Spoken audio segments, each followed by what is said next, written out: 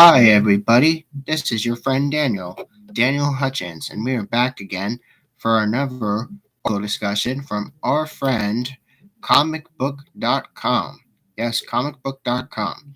We're going to be talking about the DC Comics fan base. DC Comics, yep. So, new DC Multiverse action figures you can now pre order for the new 52 Red Robin and the future state Jonathan Kent. You can just tune in and I'll just tell you a little about them. Okay, the latest action figures from McFarlane Toys, DC Multiverse of John Kent as he appeared in DC Future State Comics, and Timothy Tim Drake, aka the Red Robin, with the new 52 design. These two figures follow the Batman Hush and Grifter rave that launched earlier this week. Details about these two figures can be found below with order links. You can go pre order. So, the DC Multiverse Red Robin 7-inch action figure is $20 on Entertainment Earth and Amazon. Yep, you can order them there. Again, figure features up to 22 points of articulation and comes with his bow staff and display base with a special art card. Now, Timothy Tim Drake is a self-made hero in every sense of his word. Tim Drake deduced the real identity of Batman and auditioned to be the role for his next partner. Batman had lost his most recent sidekick, Jason Todd, from tragic turns of events, so in Tim's mind, Batman needed a Robin to stay true to himself and his mission. Tim was taken into Bruce's care, and while he only spent a brief time serving as Robin, striking out on his own as Red Robin, almost to a fault. So Tim represents the brains of Batman's family roster of Robins. Now, again, as a Teen Titan, Tim has excelled as a leader and a mentor through the following of Batman and all of his footsteps in anything in his dream. More stuff from McFarlane Toys on Entertainment Earth. Yes, Entertainment Earth is where they're selling at. DC Multiverse Superman Jonathan Kent Future State 7-inch action figure, now $20. Pre-order it on Entertainment Earth or Amazon.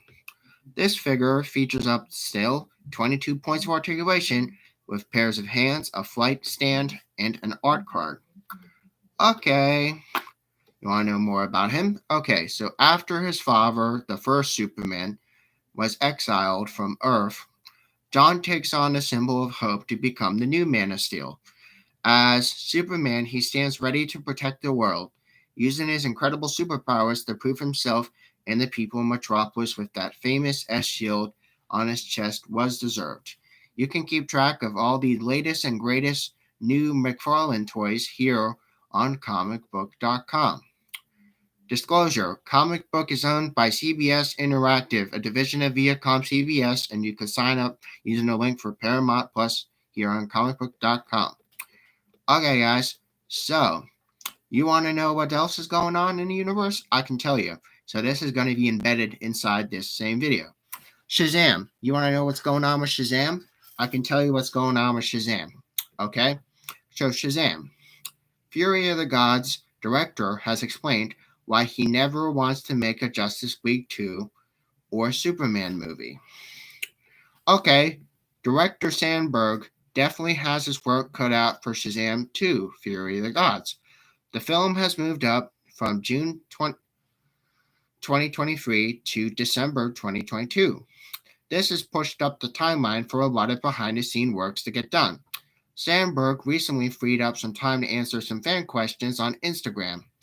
Now, the director revealed if he'd ever make a Superman film or a Justice League sequel, and now we will get to see his answer. So at one point I would have said Superman, but there were very, very many expectations and hardcore fans you're going to probably piss off. So many people's no matter what you do. Sandberg said during an Instagram talk, he said, seeing how people react to things like The Last Jedi makes me want to stay away like things like that. Now, Shazam is perfect in the way that it already is. Adaptations before. There are still many people who think you can uninvent the wheel. Again, it already has, but it was already on a manageable level. With the way Sandberg has handled his Shazam movie, he's easily became the fan favorite to helm the other DC comic book movies. During the same time on his Instagram pages and his stories, the director revealed his feelings on helming a Justice League sequel, and you think that would be too big for me, too much expectation as well. He recently gave an update on how post production of Shazam 2 Fury of the Gods is going, and director himself, Sandberg, said that shared two images of his post production offices and revealed he's currently working on temporary voice effects or visual effects for the sequel. He then also added how eager he is to show his film.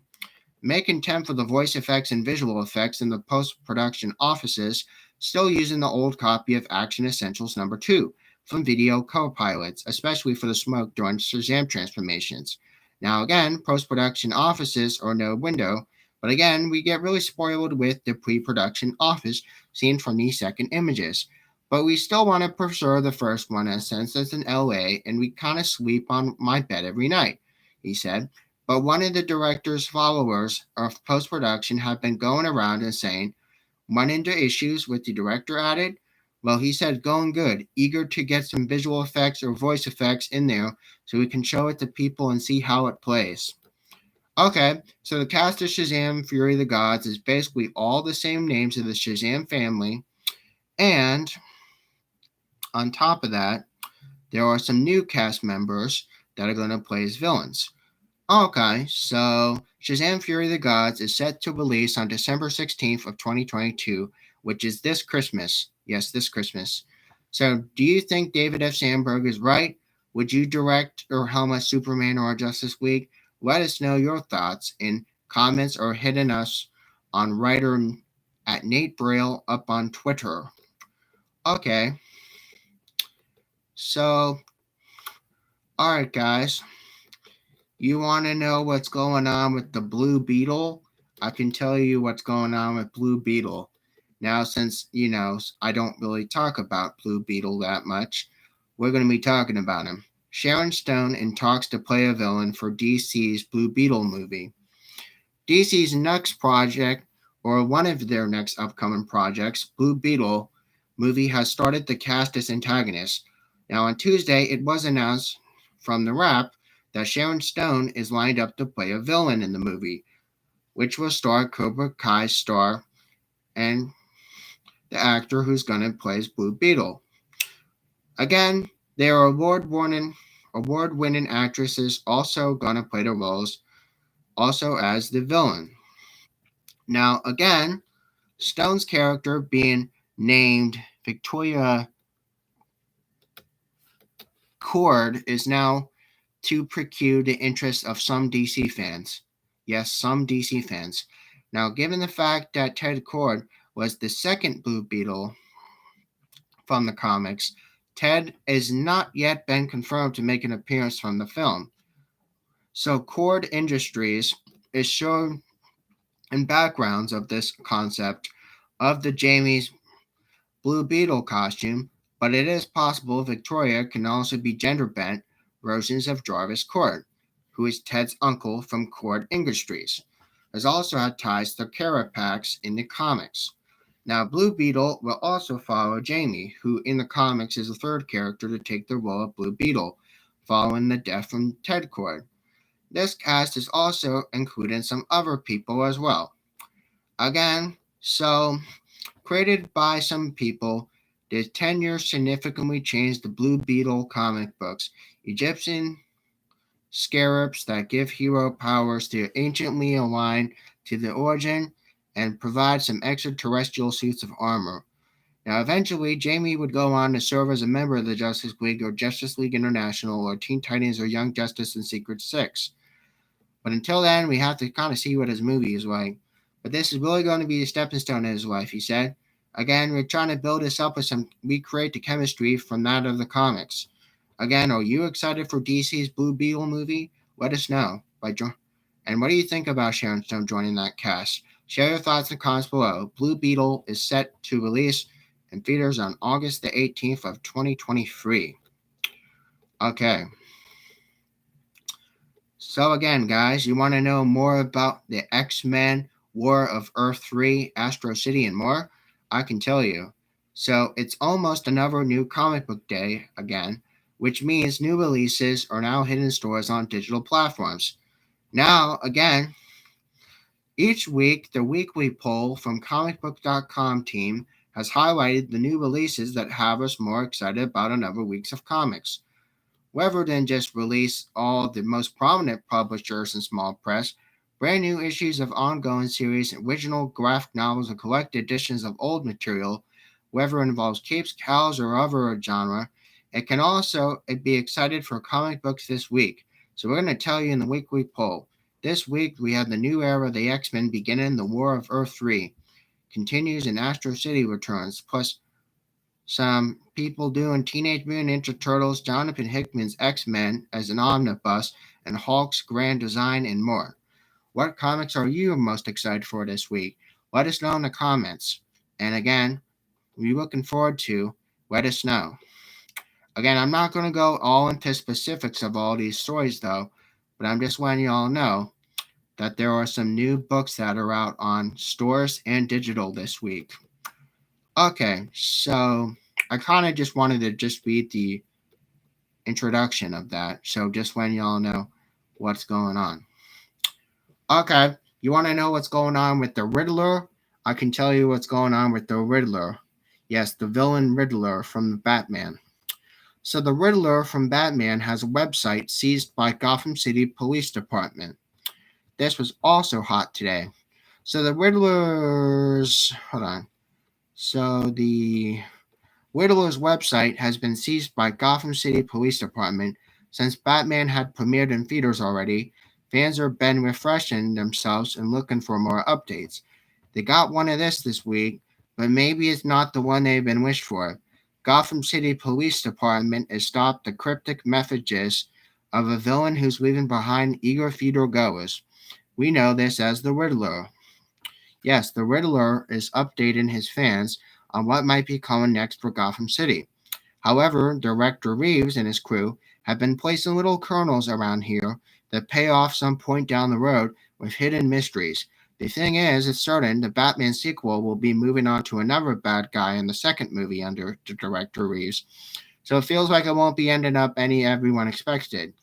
When you're talking about a villain fans want to know about, Matt Reeves told IGN he wants to take his Joker on.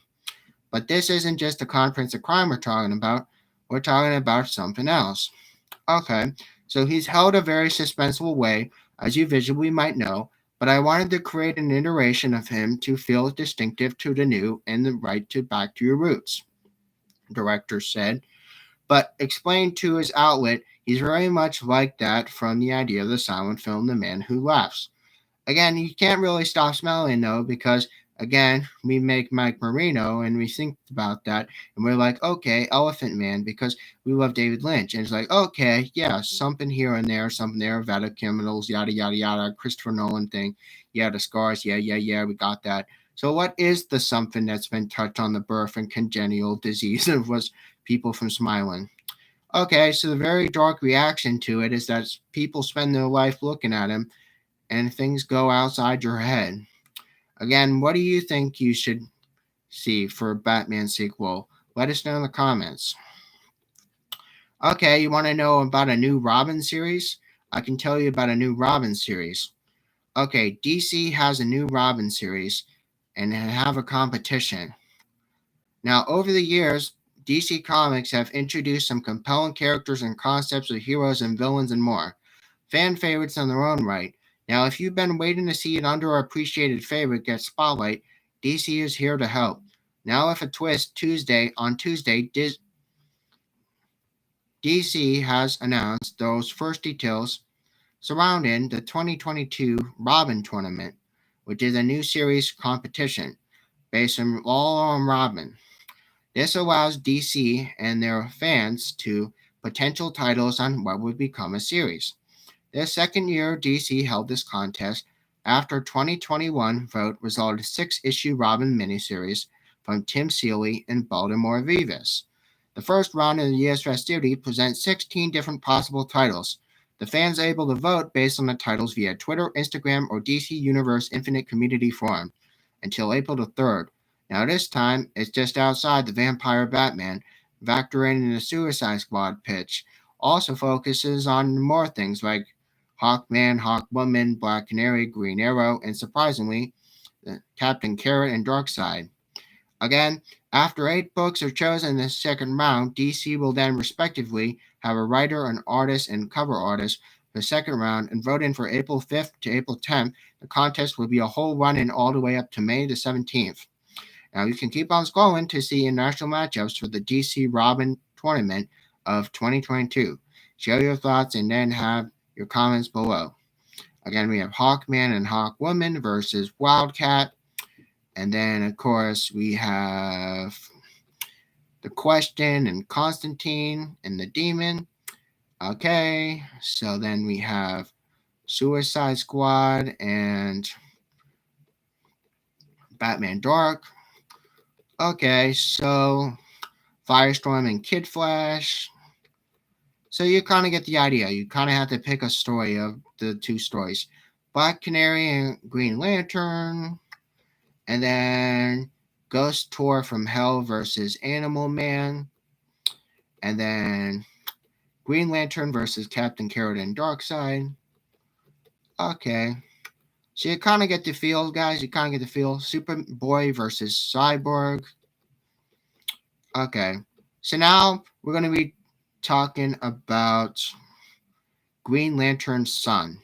Yes, Green Lantern has a son. Can you believe that? Green Lantern has a son, according for Season 3 of DC's show Stargirl. Season 2 of DC's show Stargirl introduced the daughter of the Alan Scott Green Lantern, played in the CW series for Season 3. Now again, the brother is headed to a series as well. On Monday, the CW announced that this person has been cast to Alan Scott's son, Todd Rice, aka Obsidian. Now, don't get that mixed up with the stone. It's just the name, Obsidian. Now, Gabriel is best known for his appearances in Better Things, SWAT, and Why Women Kill.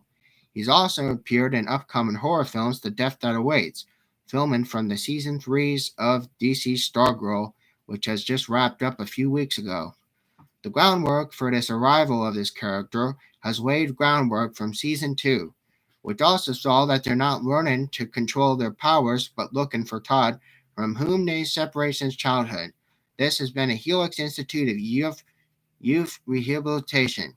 From there, they show it's up to the season finale. However, the post-credit scene briefly has this creepy institute of the Helix Institute that revealed previously by holding the brother Todd, and now the nurse has seemingly from the comics informed Mr. Bones that Jenny is back in Milwaukee, and now she has some friends like her in the Blue Valley. Mr. Bones is then intrigued by the idea of these heroes and villains living side by side and has declared they might need the trip to Nebraska. Now, according to Entertainment Weekly, which is a news site, DC series Stargirl has now had Todd and LGBT characters in comics and possesses strange and uncontrollable abilities. He's been living on the street searching for his sister, but now fallen in the hands of the Helix Institute and mysterious Mr. Bones. It is now interesting to see how this pans out. At any moment, though, with very little known about the season 3 will entail, though the season title basically revealed that it's called Frenemies.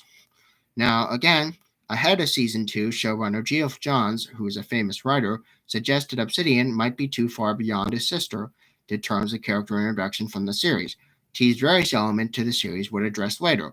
Season 2 gave us a chance to deal with 2 other artifacts that Courtney stole, Alan Scott's Lantern and Johnny Thunder's Pink Pen. Again, they said Johns had also told FXX Magazine last year, which is a magazine people read. Again, these 2 elements play into stories pretty early on. Where Jade is, her older brother Obsidian surely can't be far behind. They have to see the heroic character wields the power of the Green Lantern from a really long time ago on TV, and Thunderbolt, where again never's been screened on the screen before. This was also a great challenge, and DC Stargirl is expected to return for season 3 sometime later this year. Okay, guys, you want to know what's going on with the Flash? I can tell you what's going on with the Flash. Okay, so the Flash star and actor Ezra Miller just got arrested in Hawaii. Yes, Ezra Miller from The Flash, arrested in Hawaii for charges of disorderly conduct and harassment. With production of The Flash quickly slowing down, police had just said Ezra Miller, The Flash, has found themselves in a bit of predicament. Late Sunday night, the star of the DC Extended Universe was arrested in Hawaii on a host of charges, disorderly conduct and harassment. According to statements released by police, they say that he was in a karaoke bar and became agitated and began yelling obscenities and those in the bar. On Sunday, the March 27th, at 11:30 p.m., South Hilo police officers responded to a report of a disorderly patron of a bar on Silva Street. The statement said the police read, during the course of their investigation, police determined this man to be Ezra Miller, the Flash. Yep. So again, became agitated when patrons at the bar began singing karaoke. He began yelling obscenities, and one grabbed the microphone of a 23-year-old woman singing karaoke, disorderly conduct offenses, and later lunged at the 32-year-old man playing darts harassment offense, and bar owner asked Miller to calm the hell down, but again several times to no avail. Okay, so there is a picture of him. There's a mugshot photo of him. I'm going to save it. There's a mugshot photo of Ezra Miller from the Hawaii Police Department. I'm going to save it. Again, I'll use it later. But the statement ends where Ezra Miller was arrested and booked for 2 charges before being released after paying a $500 bail. He's then filming The Flash much of last year in preparation to theatrical release later the fall. Warner Brothers has had to postpone the flick until next summer.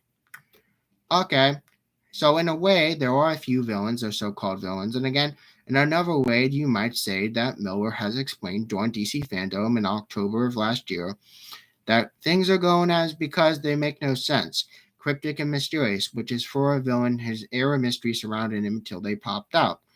Ezra Miller leads the cast, including Ben Affleck and Michael Keaton, both reprising as Batman, and again some other characters thrown up as well. We also see that someone's going to be playing as Flash's mom, and someone's going to play as Iris West, and someone's going to be playing as Supergirl. So again, that's what's going on. But The Flash is now set to release now in the summer of 2023.